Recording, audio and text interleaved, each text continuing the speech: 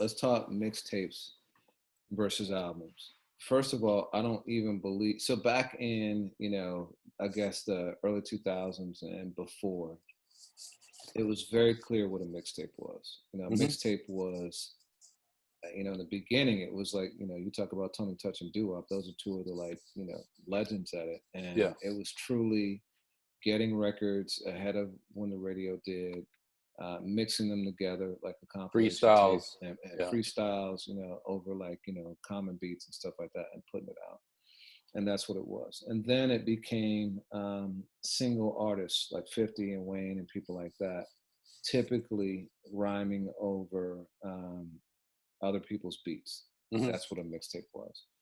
And then it morphed into, okay, I'm gonna just make records, and maybe it's got samples that I can't clear, or whatever it is, but I'm gonna put it out. But there's really it is new beats from a single artist, so there's no distinction between that and an album. And I would say that when it crossed into that territory, there was no distinction between a mixtape and an album. And I would even say that for certain artists, their mixtapes stand as some of their best work. I think hip hop will always be a voice for the people.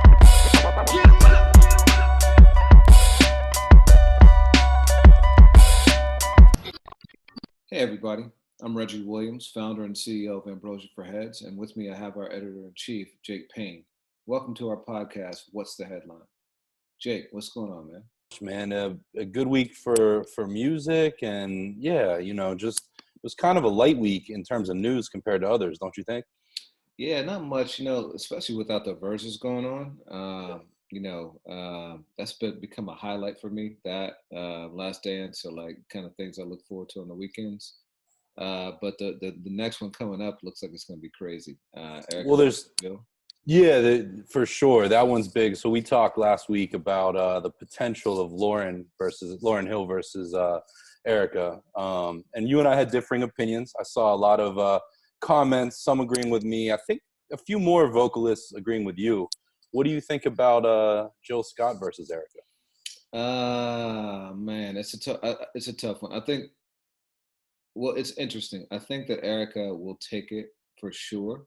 Mm-hmm. I think it'll be closer than most people think, and I think it'll be very polarizing, because I think that kind of like there's there are people who are for Beyonce and people who are for Rihanna, and Prince and Michael Jackson and Kendrick and Drake, the dichotomies. I think that those camps for Erykah and Jill both ride very, very hard for their artists. Yeah. And even though there's a lot of overlap, as you know, the history, living in Philly and being as tied to that culture as you are, those two have been inextricably intertwined since day one, mm-hmm. with Jill originally being on the Roots You Got Me version, and then getting stripped off for Erykah, and then coming back on the live version and killing it, on the live, exactly. But who do you think is going to take it?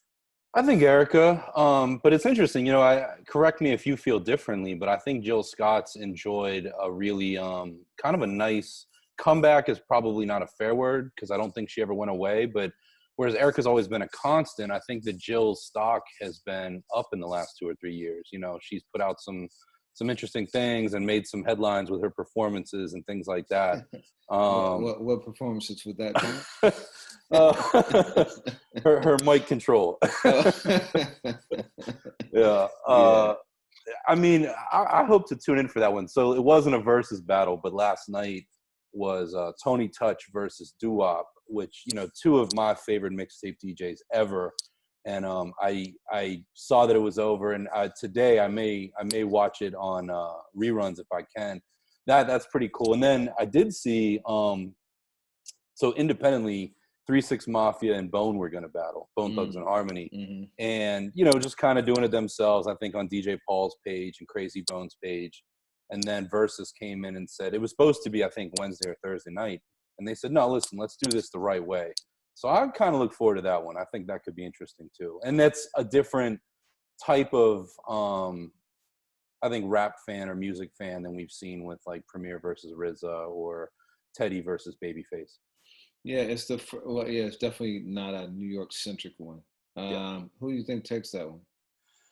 I mean, it's interesting. So, I mean, I have a lot of love for Bone Thugs and Harmony. I grew up kind of close to Cleveland. I think 3 6 Mafia takes it simply because their hits, their strongest, um, assets, so to speak, are more upbeat, more, like you can move to them. Whereas, Bone's biggest hits, a lot of them are slower, kind of more pensive, melodic songs.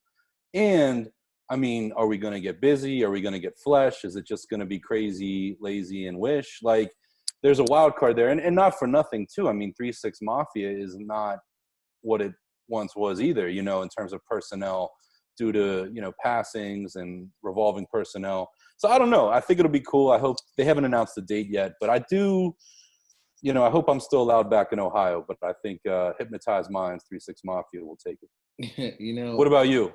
So the slow thing, I would have agreed with you until the Teddy Riley Babyface battle. Okay. Because I think that Babyface showed that you can definitely open up some whip appeal with the slow joints. You know what I mean? But you got to sell it like he did, right? Yeah. But I mean, as soon as they put on Crossroads, I mean, it's a wrap. You know what I mean? Like that's one of the biggest songs of all time in any genre. Yeah. Like and that intro is captivating. Like the way the beat starts with the Thuggish Ruggish Bone and For the Love of Money, and then they got they can throw the Notorious Thugs on with Biggie. And they got some joints, man. That's a good one too. The Biggie one, you're absolutely right. And yeah, I mean, it's funny. If I was in one of these battles, I would be, I would treat it like a concert. I would find out some interesting, flips and maneuvers. I think that anything can be taken. And it's got to be more than just going song for song with somebody. There has to be some pageantry to it. So let me ask you this. Do you think that Erykah and Jill would be bigger than Teddy and Babyface in terms of viewers? It could be, but if so, it benefits from that. Like, sort of like you said, there's so much momentum here. These are becoming, what's the versus this week? What's the battle this week? I think this one, yeah, I mean, it's going to reach out to a lot. I mean, this is a generalization and I might be wrong, but I think the demographics are probably more Instagram friendly on this one. And yeah, and not, with Babyface and Teddy, there was real narrative, but like you said, this one, there's backstory there. Yeah, I mean, the biggest things, biggest movies, biggest music is always driven by women, right? Because if women like it, the dudes are going to watch. And there's a lot of dudes watching Love and Hip Hop and Real Housewives of Atlanta and stuff like that because their significant others are doing it. And so I think that Babyface brought a lot of women to the Teddy Riley battle. And I think that Jill and Erykah will do the same. So I think it could be big. It's basically like if it's a battle that you would see at Essence Fest. You know what I mean? Yeah. Yeah. And what's cool is, I mean, both of those ladies are so, they really are performers. They're so charismatic. I expect to laugh. I expect to learn something. I do think they will come with more than just, I'm going to drop the beat. I mean, Erykah's a DJ on top of everything, It's interesting, man. With both of them, the first time I ever experienced their music was live. Oh, wow. So with Erykah, Malik Yoba from New York Undercover used to have this place called the Soul Cafe in Times Square. It's at 42nd between, I think, 9th and 10th, before that area was gentrified. And it was, once you got past 8th Avenue and Port Authority, it started getting a little dicey. But this was 1997, about 2-3 weeks before the album, before Baduism dropped, and it was maybe 75 people in the restaurant, and she just did a showcase, and it was the entire album. The single was out, right? I mean, yeah, I think On and On was out because it was only 2 or 3 weeks before the album dropped, and dude, it was unreal. It was one of the greatest musical experiences I've ever had. And years later, 2009, it was 2009. So 12 years later, I was backstage with her. Peter Bittenbender from Mass Appeal and I hanging out with her for a couple hours, and I mentioned to her that I was there that night, you know, and obviously, like, you know, I was in love with Erykah, her eyes, you know, it's all true. Yeah. And she looks at me and she goes, "You were there that night?" And I'm thinking, "Oh man, it's cool that this is a meaningful moment." She goes, "That's the night I met Andre." And I'm like, I was done, dude. I was done. There was nothing I could say. But with Jill, same thing. It was SOBs, maybe 6 months actually before her album dropped. Or, you know, who was Jill Scott, and it's the first time I'd ever seen Stephen Hill in person for BET. Oh, wow. You know, he ended up being my boss, and like we're great friends now. So it was cool. But she sang, dude, and it took me probably like 5-10 listens to the album to even like the album, because she was so good live. Like she's just, she takes it to such a different level, you know, mic control and all. Like it's just a whole different level when you hear her live. And so it blew me away. So it's interesting that was one of my first experiences with both was live. You know? Yeah, I'm pretty sure I've seen both live, but never as a headliner. I mean, over the years, I've seen Jill come out with the Roots to do the live version, which, to your point, is kind of a curse. But, I mean, I prefer her version on the Roots live album to the album version with Erykah. That's just my take. But both ways, it's a great song. And I'm really curious. I saw some people on Twitter talking, like, how are they going to treat that? You know, you have to go. Like, they have to go back to back with that. Yeah. Oh, that would be crazy, right? Or take it off the table, you know.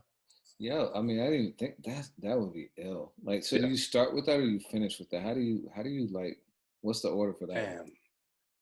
I mean, it could be such a tipping point, pun intended, like, to end with it. I think you just do it somewhere in the middle, like, you know, or you just do it as kind of like a bonus beat, like, yo. But I think it would be cool in the battle. I'd be really curious to see how people react, you know. So let me ask you this. Would you ever incorporate a host into these battles? Like you know, just like an MC who's like, you know, kicking it back and forth and like hyping it up? I think that could be really cool, you know, even like a Dougie Fresh or somebody to keep that energy. I mean, that was, on one hand, it was so great about Premier and RZA, like the chatter, but I have to say, just as a fan of competition, like there was a couple of times where the momentum, you know, dropped a little bit, and to have a high energy host that could guide the artist, okay, like now you're up, you know, or let them have a minute for rapport there. I think that could be really, really good, especially here. And if we're in quarantine much longer, or VERZUS outlives quarantine as we know it, I think that's a really good idea. And I mean, look who's behind it between, you know, Swizz and Tim. Like, Swizz is an incredible host like that. Absolutely, absolutely. I'd love to see Dave Chappelle host this one, and then I'd love to see the breakdown by Questlove. That would be really tight. I saw so many jokes about like what outfits people were going to wear to tune in. You know, all the you know, neo soul Soulquarians, like thrift store, you know, garb. So you'll have to let our podcast viewers know what you watch when you tune in. I'll probably be dressed like this as usual. Word. Yeah, so we touched on The Last Dance briefly. You had said something earlier in the week that I thought was really interesting. You asked what the hip hop like equivalent of that would be. What did you mean by that?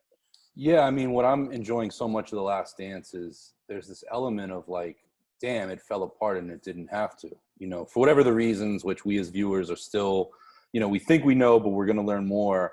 So like in hip hop and rap, what was the thing? What was the dynasty, the empire that could have gone further? And what was the few movable parts that prevented it from happening? Now I know what you're saying. Okay. So like example, you know, like obvious example to me is like, you know, I mean, Death Row was running things from, you know, late 92, or even you could argue earlier with Deep Cover.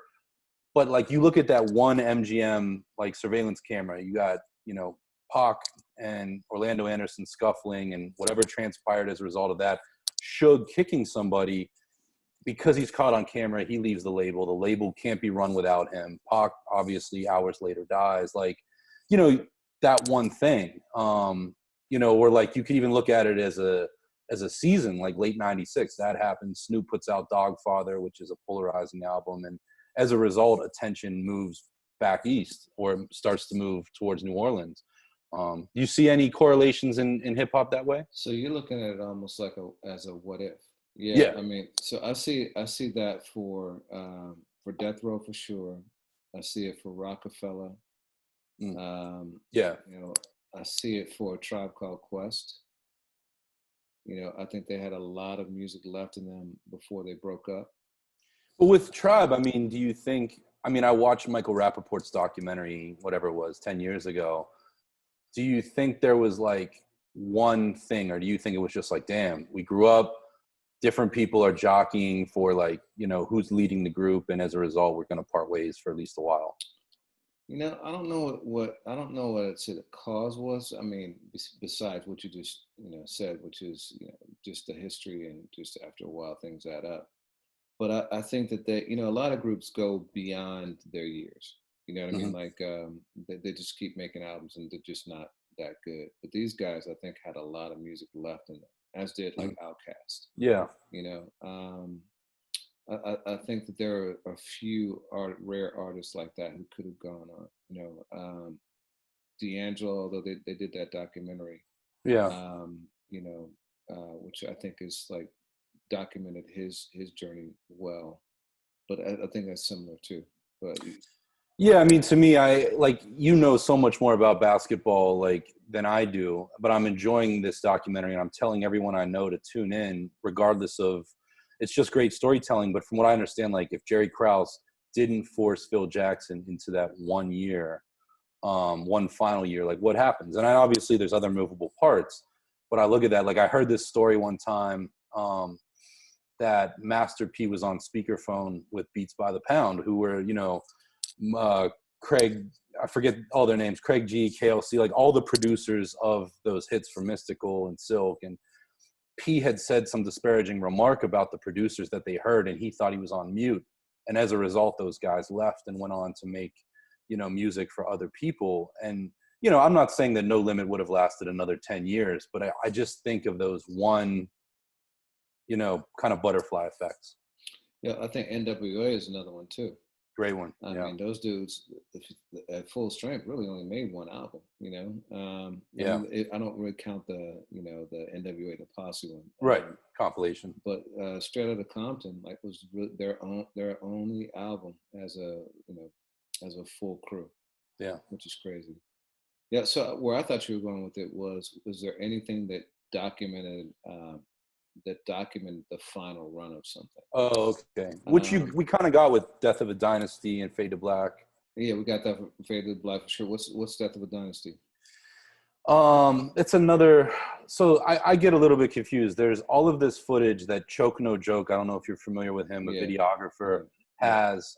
That was kind of like this, like behind the scenes stuff, and a lot of it's on YouTube. It gets pulled, it pops back up. He and Dame Dash have had kind of a tug of war over who really owns it, but you get to see, and I don't believe that that's Death of a Dynasty. That was called something else, but you get to see kind of like the meetings where Jay and Dame are very clearly like going their different ways. And you have all these artists on the label that are, you know, kind of suffering as a result of it, but still putting out great music, especially young Kanye West, you know, and Cameron and stuff.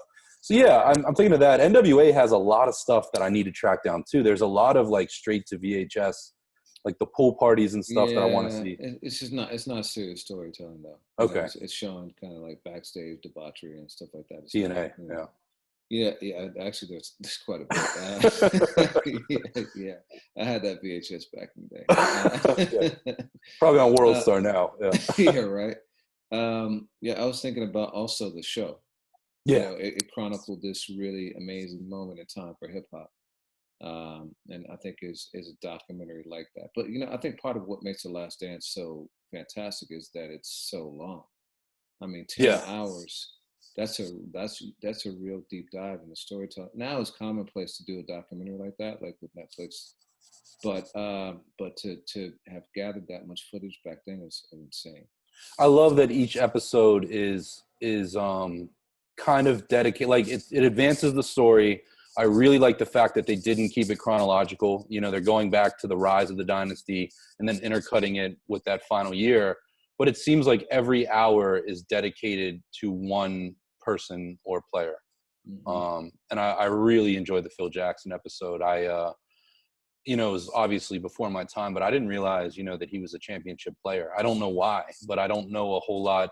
I mean, I know, you know, Frazier and different players from the early, you know, 70s Knicks, but I didn't realize that Phil Jackson was kind of instrumental in that, huh?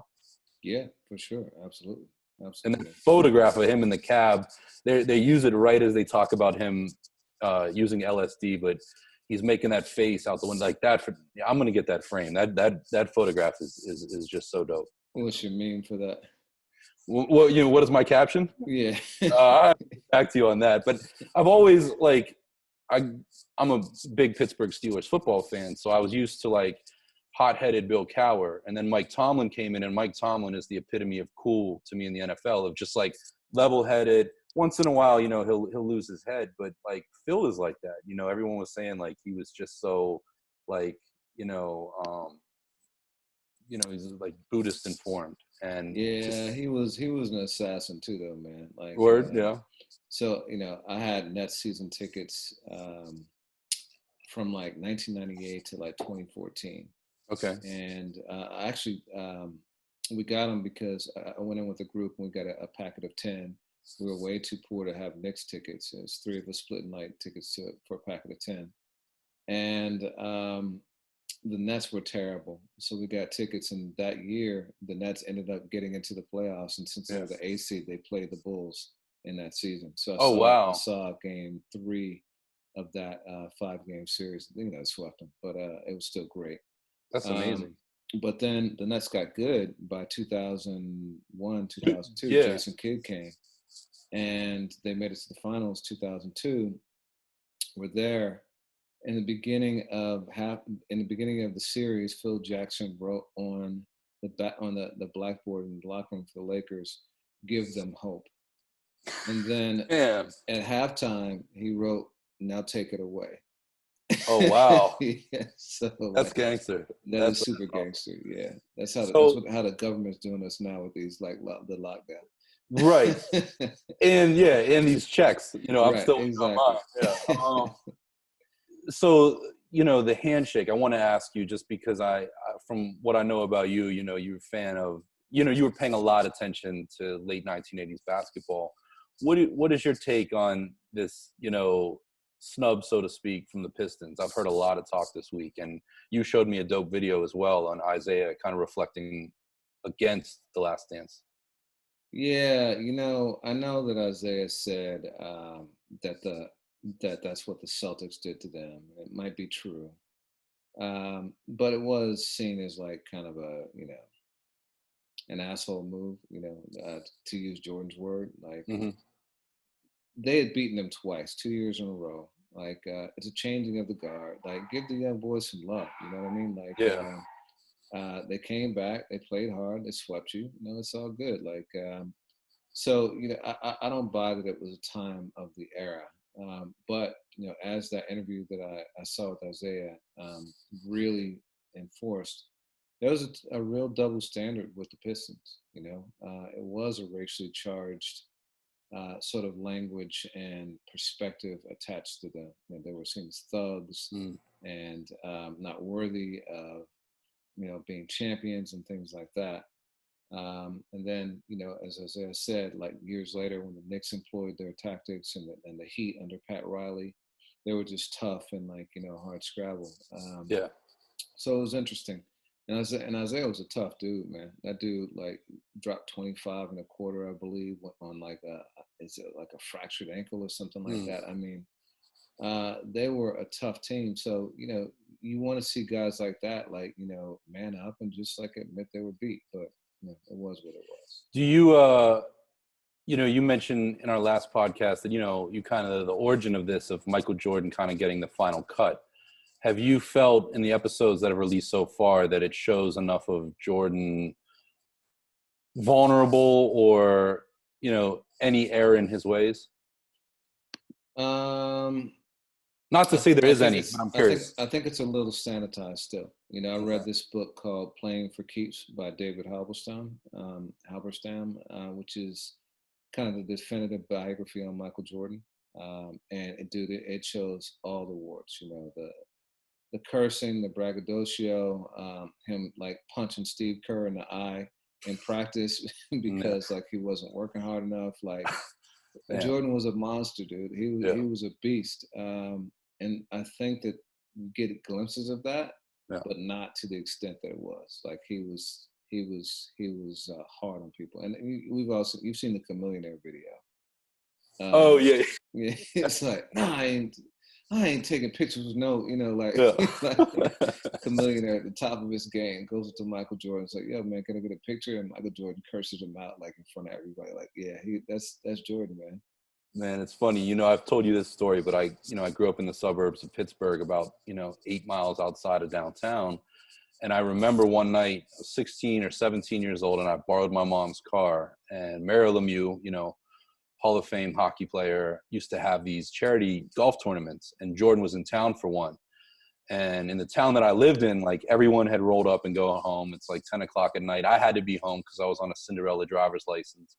And I see Mario and Michael Jordan on the street smoking a cigar. And literally, I could have parked right in front of him and gotten out. It wasn't like downtown Philly and I drove home. And I've said this to you, like, I'm not a huge hockey fan. I watch. I'm not a huge basketball fan. I watch.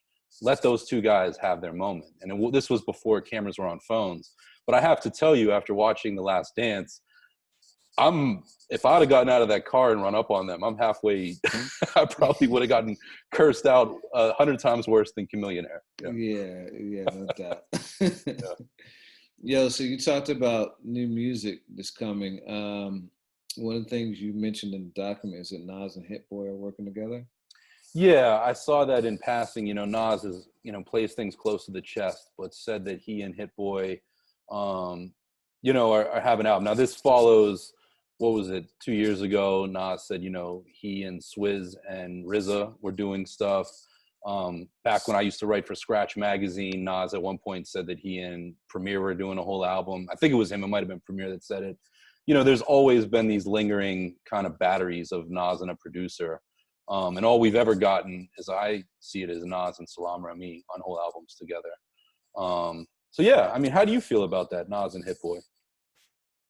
You mentioned a couple songs that they've done together. It didn't really move me.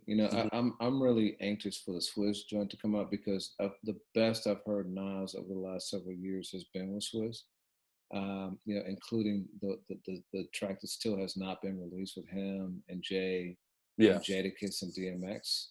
Like that joint is still like would just be insane. I don't know what's keeping that from coming out, but that would be amazing. So I want to hear the Swizz Beats joint. Like I think that would be far better than what he did with Kanye. I actually really liked. And Kanye's a good point, but beyond Salam Rami, to your credit, yeah. Yeah, and I really like the joint he did with Pete Rock, Queensbridge Politics. Is that the one? Some Lost Tapes too. Yeah, that one is dope.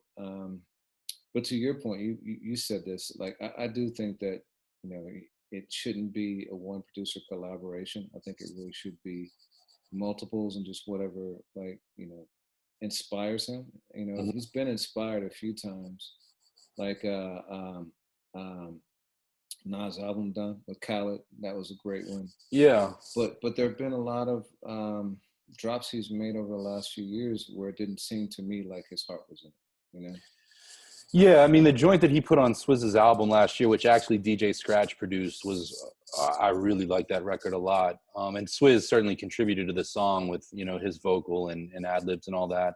Hit-Boi's not the one for me. I think Hit-Boi's made some phenomenal music with guys like Casey Veggies and Audio Push. Like he's really become a hit-making. Yeah, of course. Backseat Freestyle. That doesn't sound great on paper to me. And I know Nas gets a lot of flack for his beat picking. And yeah, I mean, to me, Illmatic is one of those albums that kind of made the ensemble cast what it's become in hip hop. And I'm not saying you have to stick exactly to that formula. I'd be very happy if he did, but this doesn't excite me. Yeah. So speaking of Drake, he dropped. I know that's your favorite. You love Drake singing. That tattoo that goes viral. That's actually me that has Drake on my forehead. I just Is that right? So he dropped a new playlist album. Like, how do you want to characterize it? Dark Lane demo tapes. I mean, to me, yeah, I guess. I mean, I don't think Drake has come out and branded what it is. We can use his terms from other projects. Yeah, let's call it a playlist. You know, a lot of these songs fans have gotten to hear before, and then some new joints too. And the thing that fascinates me, I mean, here's what I'll say. I really like the way it opens. The first 3 songs, which were all previously either leaked or released. Chicago Freestyle, Deep Pockets, When to Say When. I appreciated them more in the context of just lean back, play these. I'm listening in my car, not, you know, on a blog. But Drake fascinates me because he's able to put out a project and do it in such a way where he's not judged by it. You know, it's almost like wearing a red jersey in, you know, practice sports. Like, you can't hurt me. This is just for you. This is just to kind of get my reps in. And I've never necessarily seen an artist be able to do that, apart from like the quote unquote street album back in the day. But the people that were making street albums weren't Drake level. They weren't Drake status. So it's interesting. Well, okay. So in terms of the album, I do like it when he's spitting, right? So, you know, deep Chicago Freestyle, Losses. I think he's really going in on that, even though he's, you know, he's not going at anybody. But, you know, in general, I thought the project was cool. I got to listen to it a few more times. I've listened maybe 2 or 3 times.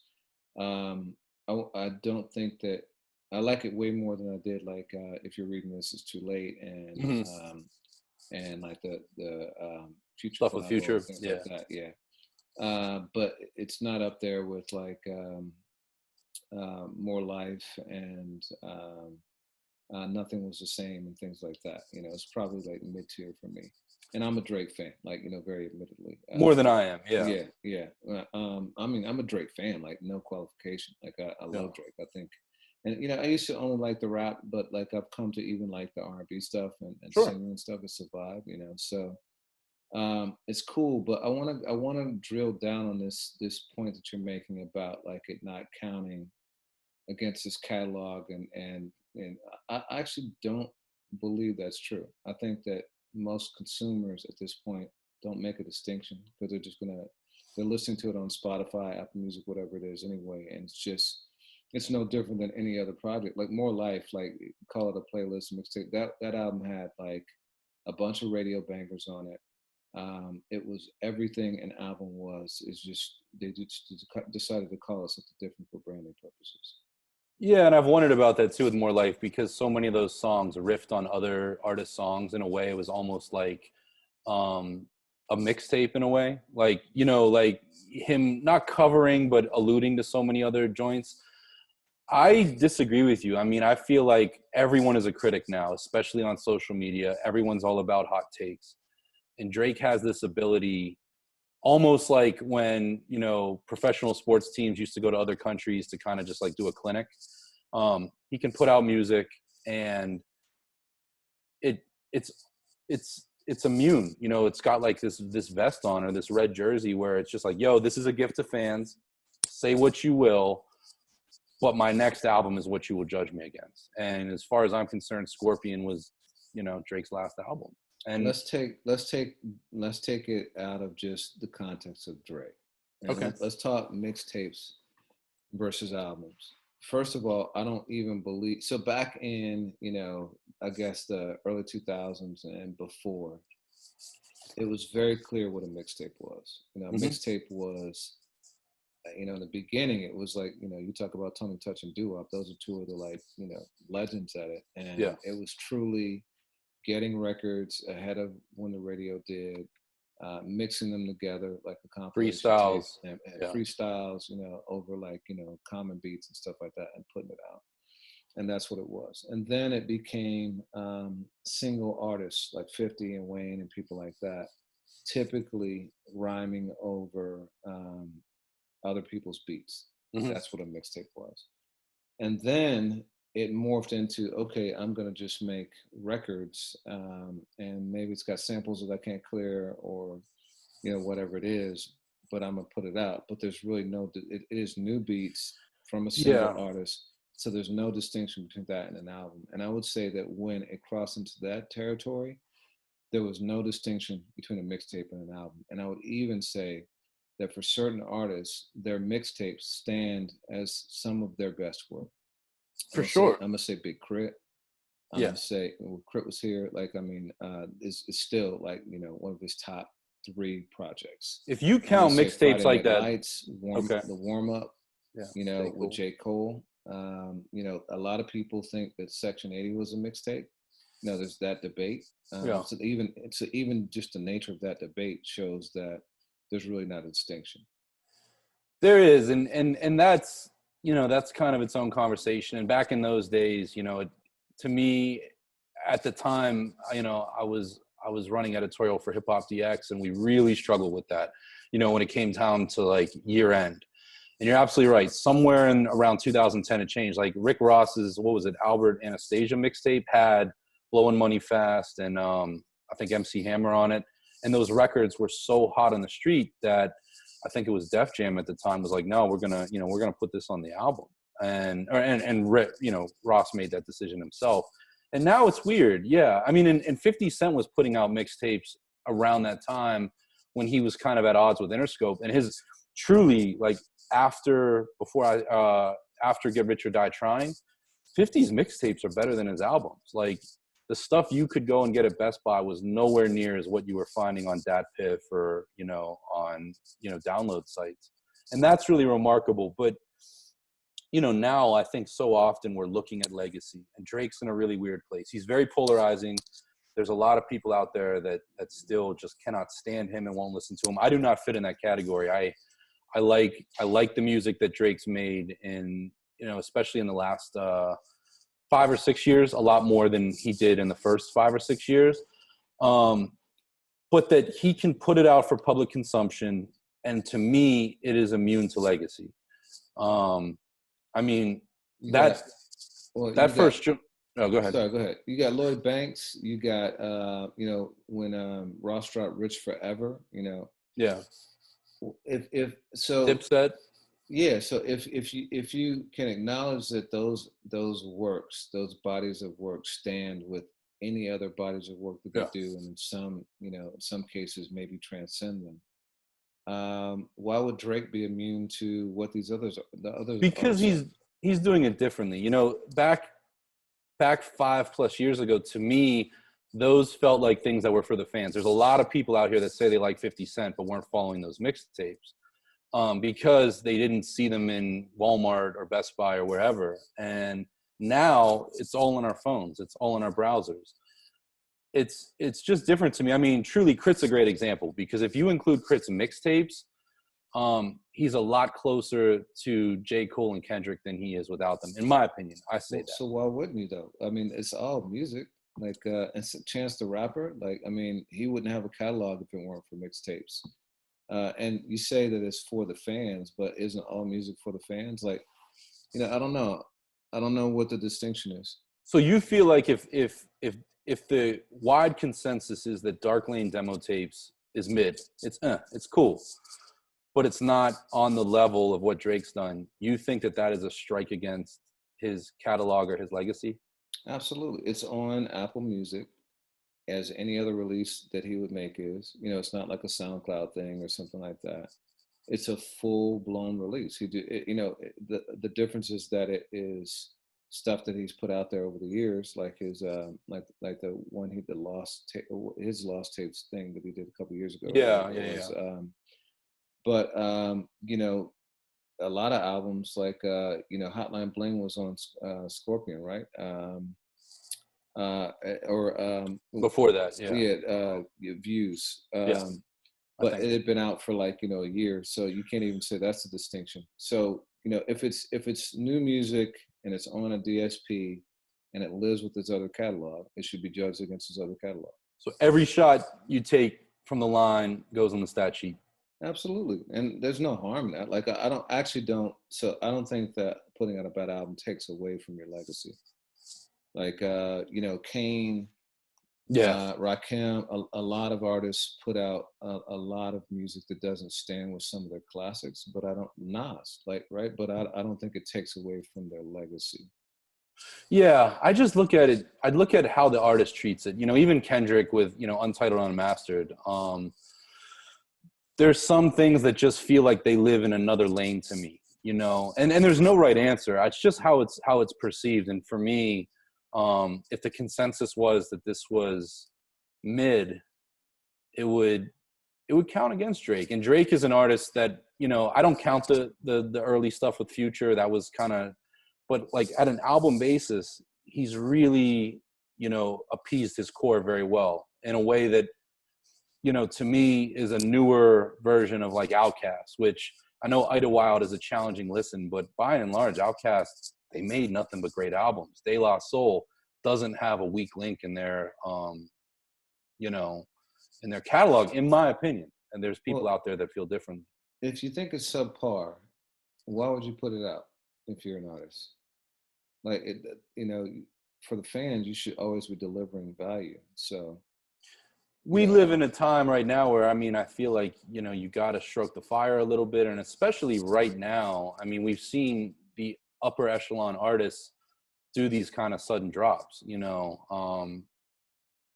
Yeah, I mean, I don't know. well, It's let's go back to Crit though, because you yeah, made that point. You said that you know if you count his mixtapes, then he stands next to you know Kendrick Cole and all those guys. he's a lot closer. Yeah. Why wouldn't you? I mean, in my perception of Crit, that counts. But if I was to tell somebody that was a new fan, it's a lot more to navigate. I don't know. Part of me feels like I'm not necessarily making the best case here on my side, but like that music to me, what Crit was capable of without the label system behind him and without sample clearances and all of that was exceptional. You think it would matter if that stuff was on DSPs? Like when you say navigate, you mean you got to go through that PIF and stuff like that to get to it, or YouTube? Yeah, honestly, I have a browser open on my phone right now to live mixtapes or something, just so I can listen to Crit Was Here. Mm-hmm. Like, and it's harder to find. And you're right. I mean, I got to give infinite props to Section 80 because that was something that came out and at first felt like a mixtape, but based on the way that it was received suddenly, if I'm not mistaken, I think Top Dog Entertainment put it out as just like SoundCloud, and then very quickly, well, the hubbub built. You know, it was like, boom, buy this on iTunes. Yeah. Or, you know, and that was a game changer. I mean, acid rap was a bit of a game changer too. Well, you know, Coloring Book with, you know, 2016. It's just an advancing conversation that's interesting to me. And artists are starting to put their mixtapes. I really hope there's a day, especially for Crit, because I'm such a fan of his. But like, you know, Miseducation of Freddie Gibbs is, you know, was up until a week ago on Spotify. His other, you know, Midwest Cadillac Music, it's on Spotify. It's great that you can do that with some artists, but with others, I feel like they're hamstrung. I really wish Guess Who's Back by 50 Cent, which I think Doo-Wop posted, was easy to find, because I prefer that personally to a lot of his albums. Yeah, that was a great project. You know. Yeah. You know, one of the first or earliest articles I wrote on AFH was "What if Reasonable Doubt had been a mixtape?" And it was about the pressure that J. Cole was feeling at the time because he had put out two classic mixtapes. You know, he put out the Warm Up and Friday Night Lights before his album dropped. Yeah. And there was all this pressure on him to drop this classic album because his mixtapes were so good. And it just made me think, would Jay's just think about if Jay-Z had released Reasonable Doubt as a mixtape and then followed up with In My Lifetime as his album. He would have been That would kind of make sense. But Yeah. he would have been viewed completely differently. Right? Because Reasonable Doubt was a classic. And then the follow-up was really mixed reviews at best. A lot of people hated it, and so, his first album would have been a dud.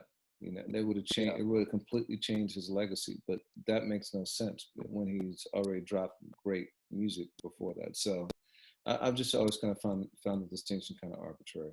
Yeah, I mean it is, and you're I right. see I it feel as more as a label construct too, right? I think exactly it's more of a business driver than how consumers experience it. like Crit's Live from the Underground had a lot of anticipation. I feel like up until the release of the album, he benefited from, okay, well, now you have a budget, now you have a label, what are you going to do with it? Cool, the same way with Sideline Story. And both of those albums, for everyone that loved their mixtapes, were both kind of, they weren't all the way there for what people had loved when it was just the artist. No roles, no, none of that stuff. So it was tricky, but yeah, I mean, I do think we're going to see a Drake album later this year. And I feel like it'll be looked at completely differently in terms of magnitude and amplification than what we're seeing with Dark Lane demo tapes. Yeah. So you do think it's coming? When you think the album's coming this summer? Yeah, summer, fall. Drake seems to love that time of year. He makes records that are so good, but I mean, 2020 is a huge outlier, and if people aren't outside like they usually are, maybe Drake will, hold back a little bit. You think he scrapped what he had, call it in December, when the Rap Radar interview dropped? You think he scrapped that, in light of COVID and Kobe and stuff like that? Or do you think he's still putting out the same body of work? I don't picture Drake as too much of a scrapper. I mean, I'm sure he's always recording, but I'm sure he just refine. You just called Drake soft. You said he's not a scrapper. He's so hey man, he slapped Diddy. Lord only knows what he's doing with his face.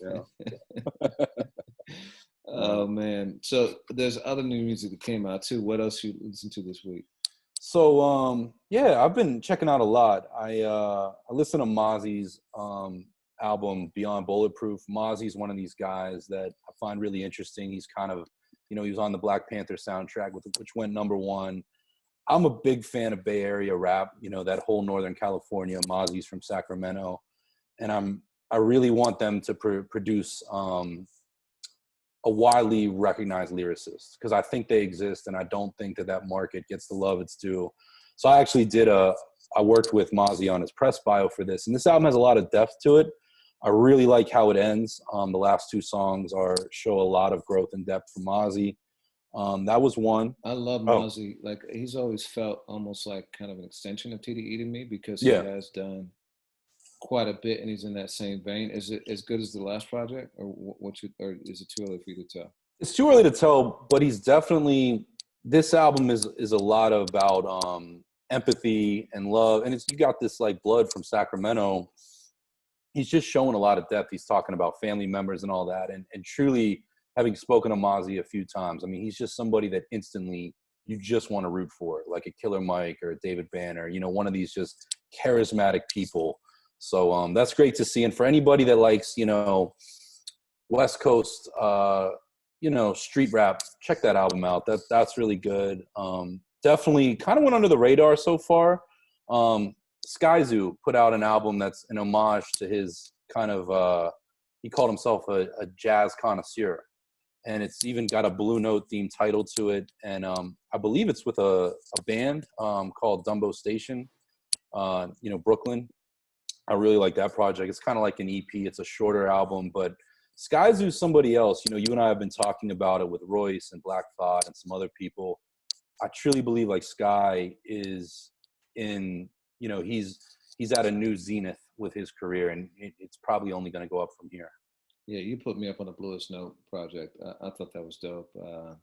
He hit that Roy Ayers joint. We live in Brooklyn, just as hard as Mos Def did.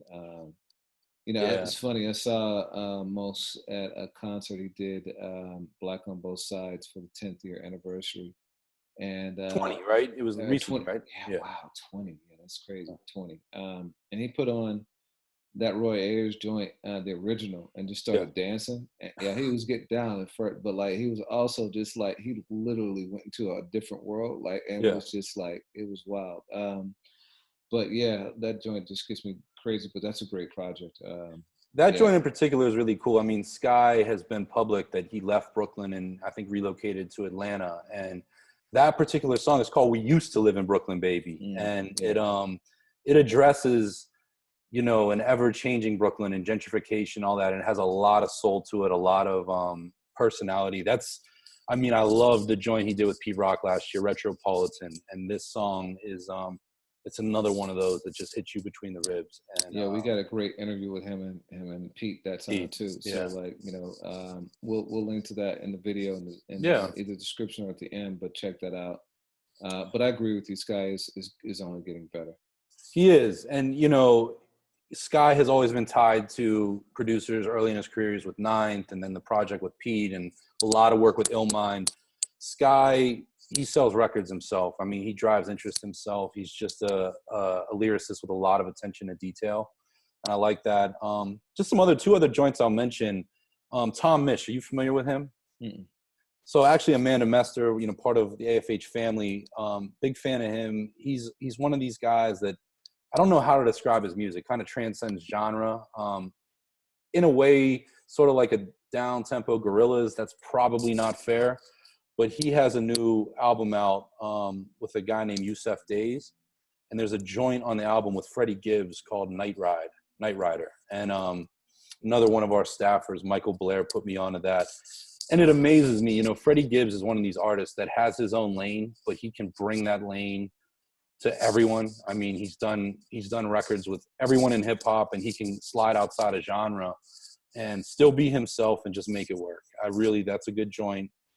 And then lastly for me, Mr. Liff, who heads know from Mellow Music Group and way back Def Jux, he's got a new group out with Stu Bangers, who's a producer, I believe, in the New England area, who's worked with like Sean Price and Army of the Pharaohs, a lot of those guys. And they've got a group called the Vanguard, and they have a joint called New Normal. And I've always admired Liff. Liff has some joints I really like with Perceptionists, and this is up there. I mean, I played the hell out of this record over the last week, and I believe, we did. We added it to the playlist. So that's been a scorcher for me.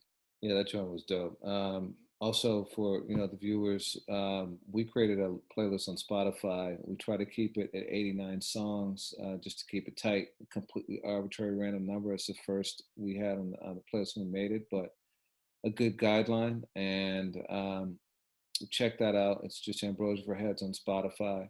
But any new music we're talking about, if we're feeling it, it's usually on that playlist. It's a good way to kind of keep up on things, not have to go through a bunch of junk. We're trying to only do the best of the best. But yeah, I really like that one. Also, for me, Brandy dropped something with Chance the Rapper, and that was real cool, man. It's the best I've heard her sound in a long, long time. She sounds great.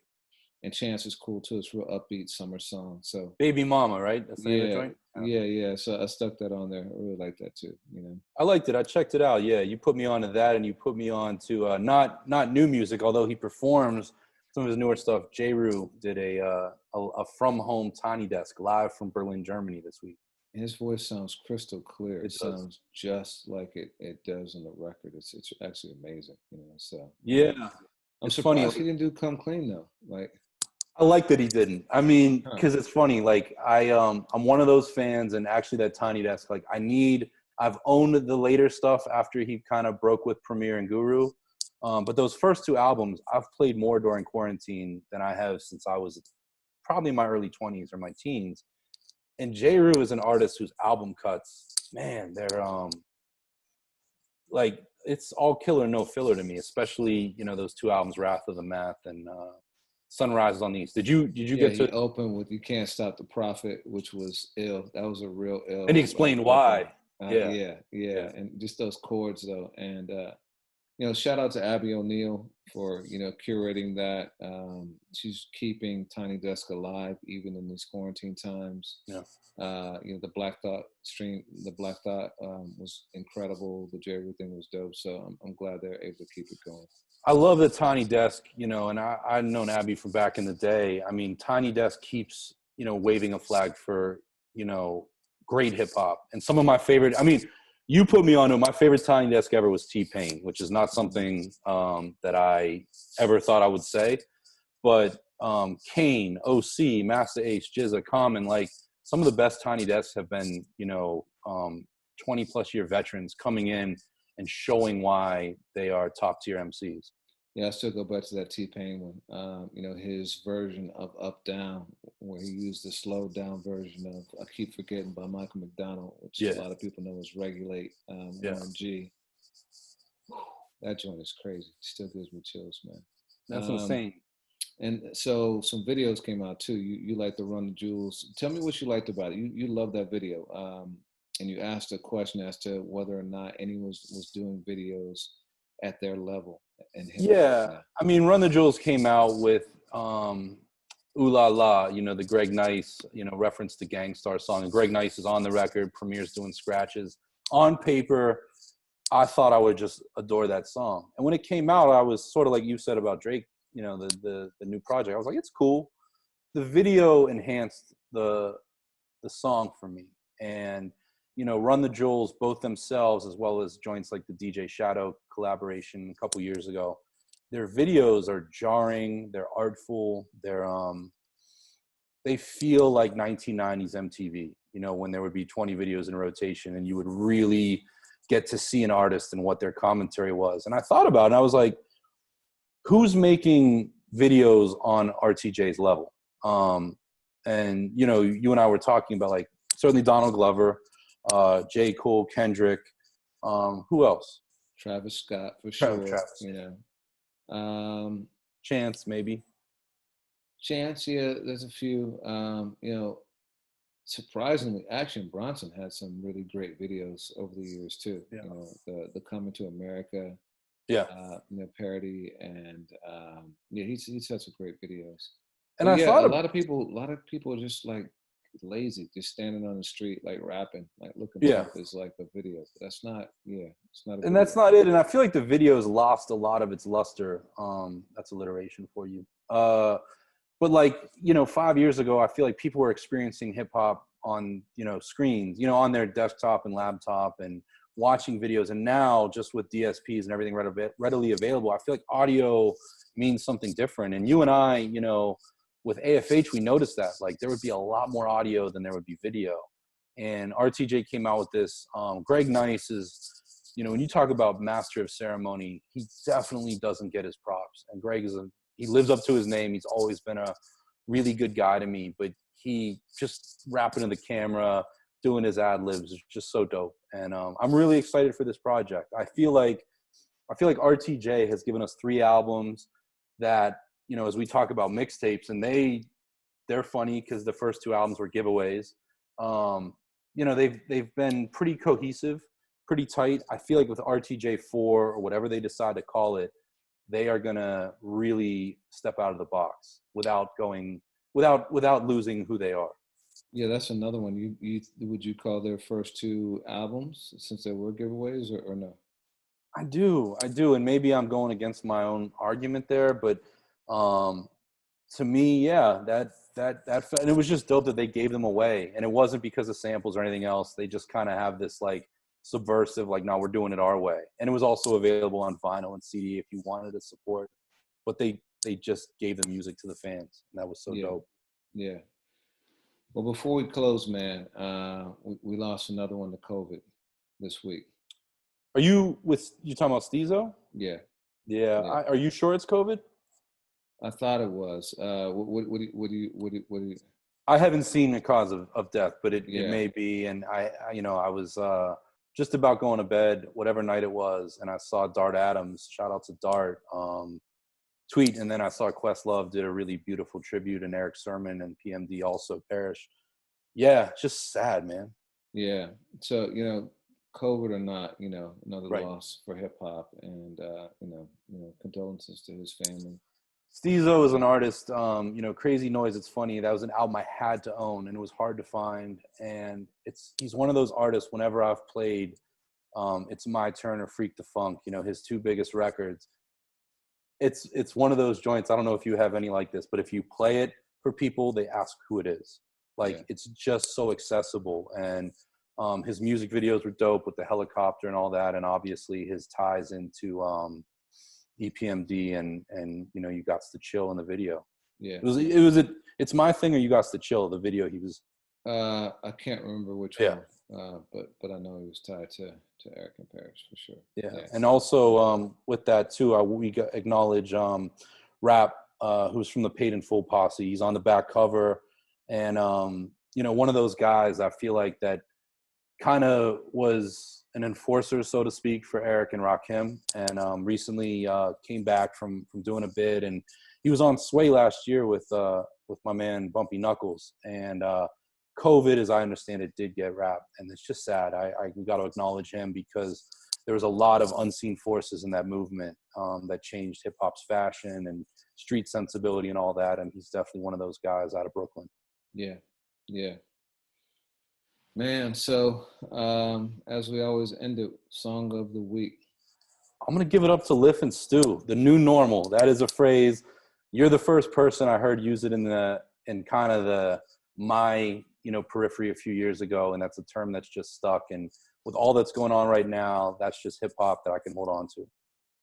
What about you? Yeah, I'm gonna go with 327 from West Side Gun joint, because like that just it's so soulful, and those guys are just going in, and like he and Joey sound so good together, and Tyler, Yeah. But yeah, that's been heavy rotation for me. That would be one I'd love to see a video for. I mean, Griselda, they used Hype Williams as we talk about videos, and they didn't do the traditional Hype Williams video with Dub CD. I hope we get a video for some of these joints on Pray for Paris, because this album, for as prolific as those guys are, this album deserves its breathing room and its extra attention, so to speak. Word. Yo, it's been good, man. Always a pleasure. Tell y'all said peace. Peace, man. All right, man. Later.